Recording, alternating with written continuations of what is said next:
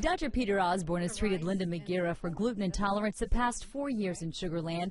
Her immune system negatively reacts to gluten, which is a protein found in grains like wheat, barley, rye, and oats. I was literally wasting away. Gluten intolerance affects almost everyone differently. Some gain weight. Linda was losing weight. I went to 3 doctors who told me I was suffering from depression, and I knew I wasn't suffering from depression.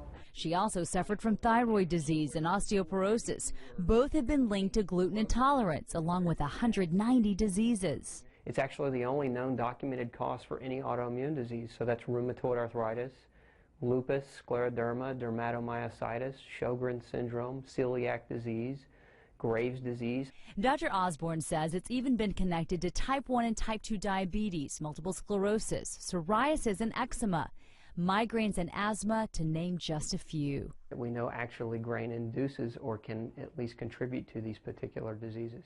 Many doctors believe gluten intolerance is more common now because our food supply has been processed and manipulated differently the past 30 years.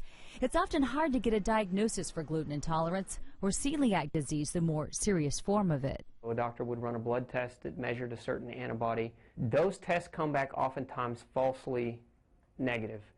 So they're not always 100% right, and in most cases they're not right at all. Dr. Osborne suggests patients undergo a DNA test. He says genetics provide 100% proof. Removing all grains from the diet can help control problems. It's helped Linda. I am feeling wonderful. In fact, I feel better now than I did probably 20 years ago.